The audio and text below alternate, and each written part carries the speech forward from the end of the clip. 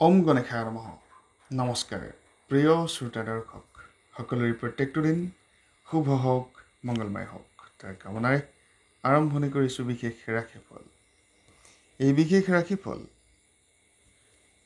পৌৰাণিক জ্যোতিষশাস্ত্ৰ, বৈদিক জ্যোতিষশাস্ত্ৰৰ ওপৰত আধাৰিত আৰু বিশেষভাৱে বাস্তুশাস্ত্ৰ, সংখ্যাশাস্ত্ৰ জ্যোতিষ অৰ্থাৎ নিউমাৰলজি, এনেধৰণৰ বিভিন্ন জ্যোতিষীয় বিদ্যাৰ পৰা, জ্যোতিষীয় শাস্ত্ৰৰ পৰা আহৰণ কৰা হয় আমাৰ ৰাশিফলসমূহ।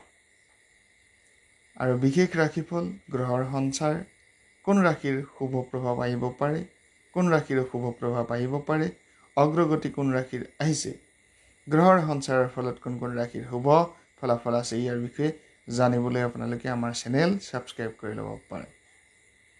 আজি জনাব বিচাৰিছোঁ দুৰ্দিন যিসকল লোকৰ অৰ্থনৈতিক অৱস্থা খুব টনকিয়াল নহয়, বিভিন্ন ধাৰ ঋণত অসুবিধাত পৰি আছে, তেওঁলোকৰ বাবে এই বিশেষ ভিডিঅ'টো মই অৰ্পণ কৰিব বিচাৰিছোঁ। সাধাৰণতে আমি যেতিয়াই ধন টকাৰ অসুবিধা হয়, অৰ্থনৈতিক অসুবিধা হয়, তেতিয়াই কিন্তু ভগৱানক দুখ দিবলৈ আৰম্ভণি কৰোঁ। মই ভগৱানক ৰাতিপুৱা গধূলি বিভিন্ন ধৰণে পূজা অৰ্চনা কৰোঁ। মই মিঠাতেলৰ চাকি জ্বলাওঁ, মই ক্ষীৰ চাকি জ্বলাওঁ, মই ভগৱানক অজস্ৰ প্ৰণিপাত জনাওঁ। মই ভগৱানৰ ভক্ত। ভগৱানৰ ভক্ত হোৱাৰ পাছতো এনেধৰণৰ দুৰ্দিন কিয় আহিব লাগে, এয়া ভগৱানক দুখ দিয়াৰ কথা নিশ্চয়কৈ। কাৰণ ভগৱানে আচলতে সৰ্বত্ৰে প্ৰত্যেকজন ব্যক্তিৰে লগত জড়িত হৈ থাকে। এতিয়া মই কথাখিনি আৰম্ভ কৰিছোঁ। ভগৱানক আপোনালোকে দুখ দিব পাৰে নে নোৱাৰে, বা আপোনালোকৰ কৰ্মৰ অনুযায়ী ফল যদি আপুনি পোৱা নাই, তেনেহ'লে ভগৱানক দুখ দিয়াটো উচিত নে অনুচিত?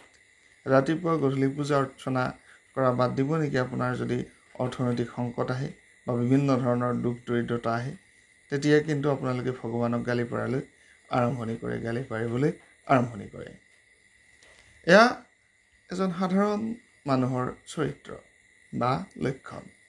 যদি আমি কোনোবা বিচৰাজনৰ পৰা বা প্ৰিয়জনৰ পৰা ঠিক বিচৰা মতে যদি আমি ৰিপ্লাইটো নাপাওঁ, যিখিনি বস্তু আমি বিচাৰিছোঁ সেইখিনি বস্তু নাপাওঁ, তেতিয়াহ'লে মনত কিছু অশান্তি লাগে। সেয়া স্বাভাৱিক।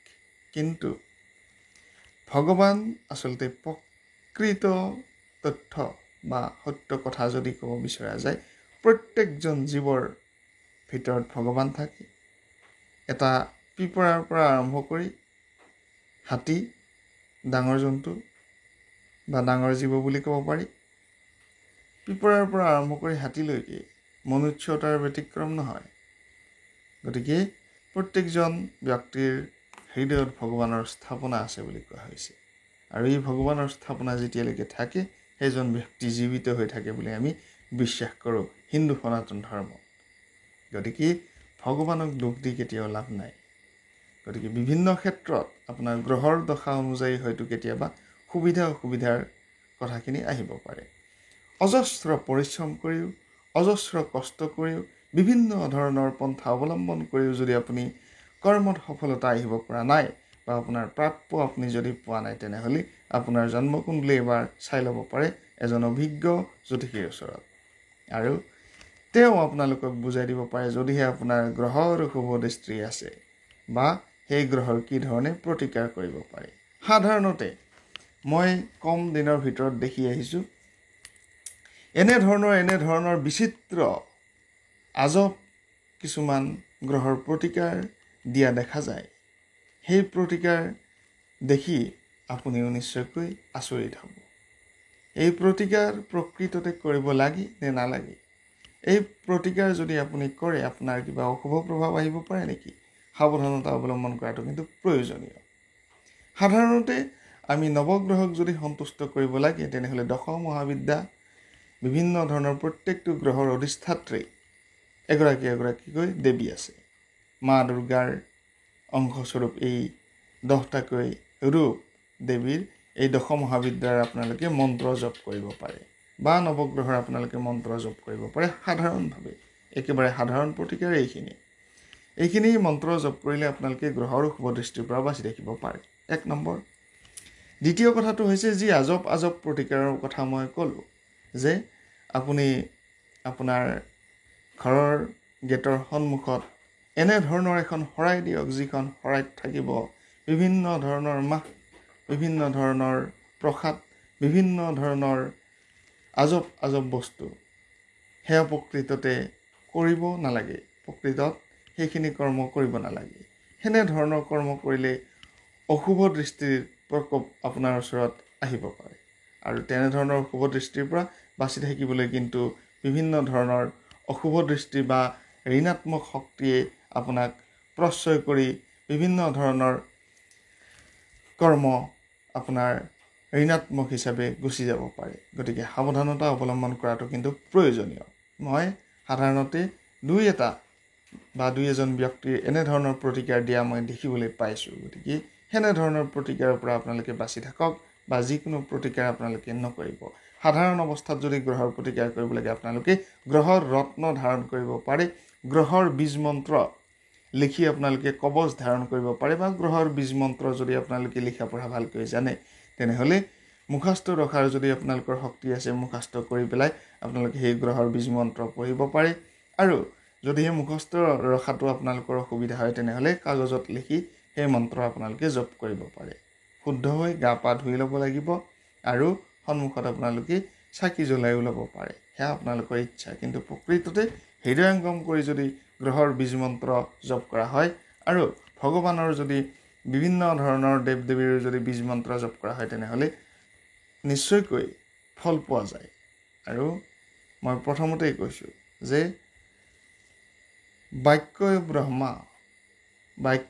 ব্ৰহ্মা অৰ্থাৎ আমি যি কথা কৈ আছোঁ বাৰ্তালাপ কৰি আছোঁ যি ভাষা কৈ আছোঁ এই বাক্য যি ওলাইছে সেয়া হৈছে ব্ৰহ্মা সাধাৰণ ভাষাত আৰু শৰীৰে বিষ্ণু আৰু প্ৰাণে মহেশ্বৰ বুলি কোৱা হৈছে গতিকে ব্ৰহ্মা বিষ্ণু মহেশ্বৰ আপোনাৰ শৰীৰতে পাব যদিহে আপোনালোকে হৃদয়ংগম কৰিব পাৰে যি নহওক কথাখিনি মই আপোনালোকক অৱগত কৰালোঁ এইকাৰণে বিভিন্ন ধৰণৰ বিভিন্ন মুনিৰ বিভিন্ন মতামত আপোনালোকে পাই থাকে কিন্তু এনে ধৰণৰ কৰ্ম কিছুমানৰ পৰা বিৰত থাকক যি আপোনাক ঋণাত্মক শক্তি বা বিভিন্ন ক্ষেত্ৰত আপোনাক ঋণাত্মক দিশলৈ লৈ যাব পাৰে সাৱধানতা আপোনাৰ কথা অৱলম্বন কৰাটো আপোনাৰ কথা আৰু এইখিনি কথা বুজি লোৱাটো আপোনাৰ কথা কেৱল মই ক'বহে পাৰোঁ যি নহওক আপোনালোকে যদিহে মোক একদম ব্যক্তিগতভাৱে লগ কৰিব বিচাৰে তেনেহলে আপোনালোকে আহিব পাৰে ওদালগুৰি জিলাৰ খৈৰাবাৰীত দৈনিক আপোনালোকে লগ পাব 10 বজাৰ পৰা 4 বজা পৰ্যন্ত খৈৰাবাৰী দুৰ্গা মন্দিৰৰ সমীপত আপোনালোকে লগ পাব আমাৰ কাৰ্যালয় স্থায়ী কাৰ্যালয় তাত আছে পোনপটীয়াকৈ যদি লগ কৰিব বিচাৰে আৰু যদি আপোনালোকে পোনপটীয়াকৈ নহয় অনলাইন যোগে আপোনাৰ জন্মকুণ্ডলী বনাই ল'ব বিচাৰে আপোনালোকে বনাই ল'ব পাৰিব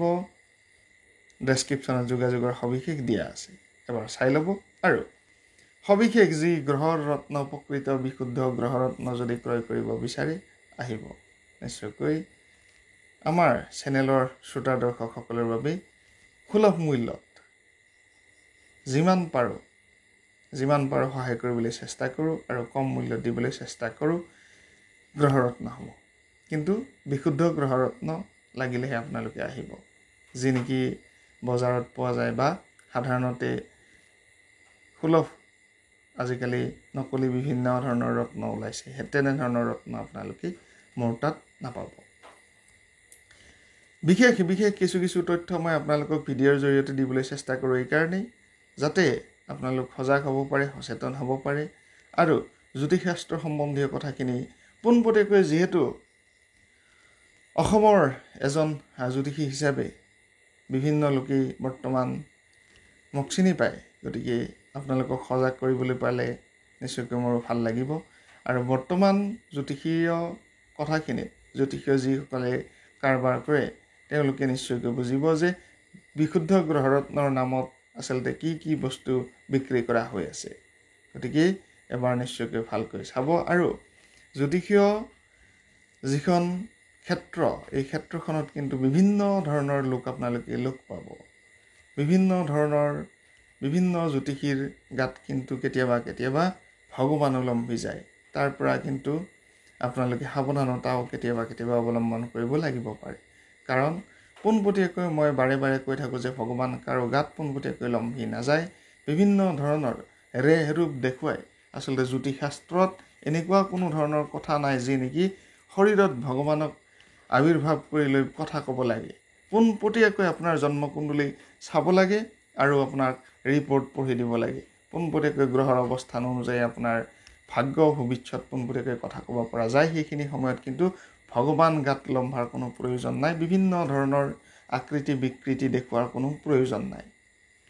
গতিকে এইখিনি তথ্য আপোনালোকক জনালোঁ। যি নহওক, দুৰ্দিন যিসকলৰ আহিছে বা দুৰ্দিন যিসকলৰ আছিল বৰ্তমান ক্ষেত্ৰত, শনি ৰাহু কেতুক আমি সাধাৰণতে দোষাৰোপ কৰোঁ। যদি আপোনাৰ শনি ৰাহু কেতু ফেভাৰত থাকে, আপুনি প্ৰচুৰ পৰিমাণে উন্নতি জখলা বগাব পাৰে, অগ্ৰগতি কৰিব পাৰে। এয়া এক স্বাভাৱিক লক্ষণ। গতিকে সাধাৰণতে শনি ৰাহু কেতুক বিভিন্ন কথাত আপোনালোকে দুখ দি নাথাকিব। আৰু আপোনাৰ যদি জন্মকুণ্ডলীত শনি গ্ৰহ অশুভ দৃষ্টিত আছে, শনি গ্ৰহৰ প্ৰতিকাৰ কৰিব পাৰে। সাধাৰণ প্ৰতিকাৰ আপোনালোকে শনিবাৰে নিৰামিষ ভোজন কৰক। সন্ধিয়া তেলৰ চাকি ক'লা হলিতাৰে আহঁত গছৰ গুৰত যদি আপোনালোকে দিব পাৰে, আহঁত গছৰ তলত যদি আপোনালোকে দিব পাৰে, শনিদেৱৰ কৃপা দৃষ্টিও পোৱা যায়। গতিকে 9টাকৈ শনিবাৰ কিন্তু আপোনালোকে নিৰামিষ ভোজন কৰিব লাগিব। এই বিশেষ তথ্য মই আপোনালোকক জনালোঁ। গতিকে এই দুখ দৰিদ্ৰতাৰ পৰা সকলোৱে হাত সাৰক। সকলোৰে মনে বিচৰা বিভিন্ন ধৰণৰ চাকৰি কৰ্মৰ কথাখিনি মোক বহুতো লোকে প্ৰশ্ন কৰি থাকে। গতিকে চাকৰি কৰ্ম আপোনালোকৰ প্ৰাপ্তি হওক তাৰ কামনা ৰাখিছোঁ। যদিহে জন্মকুণ্ডলীত কিন্তু অশুভ গ্ৰহৰ দৃষ্টি কৰ্মস্থানত যদি থাকে, তেনেহ'লে কিন্তু চাকৰিত বাধা হয়। অন্তিম সময়তো কিন্তু চাকৰি পাওঁ অৱস্থাটো কেতিয়াবা নাকচ হৈ যোৱা দেখা যায়। তেনে ক্ষেত্ৰত অশুভ গ্ৰহৰ প্ৰতিকাৰ কৰিলে চাকৰি লাভত যথেষ্ট সহজ হৈ পৰে। যি নহওক, এইখিনি তথ্য আপোনালোকক জনালোঁ। বিবাহৰ ক্ষেত্ৰতো ঠিক তেনেধৰণৰ অসুবিধা আহিলে অশুভ গ্ৰহৰ প্ৰতিকাৰ কৰিলে ঠিক বিবাহৰ যোগ লৈ আহিব পাৰি। ৰাহু কেতু শনিৰ অশুভ দৃষ্টিৰ পৰা শুভ দৃষ্টিলৈ যিহেতু ঢাল খাইছে, গতিকে মেঘ বৃষ মিথুন কৰ্কট সিংহ কন্যা তুলা বৃশ্চিক ধনু মকৰ কুম্ভ মীন এই 12টাকৈ ৰাশিৰে যথেষ্ট সৌভাগ্য আহিব। যিসকলৰ অশুভ দৃষ্টি আছিলে সেই অশুভ দৃষ্টিৰ পৰাও পৰিত্ৰাণ পোৱাৰ সম্ভাৱনা দেখা গৈছে, বিশেষভাৱে আগন্তুক 6 মাহ পৰ্যন্ত। এইখিনি তথ্য আপোনালোকক জনালোঁ। নিশ্চয়কৈ আদৰি ল'ব বুলি আশা ৰাখিছোঁ। ধন্যবাদ।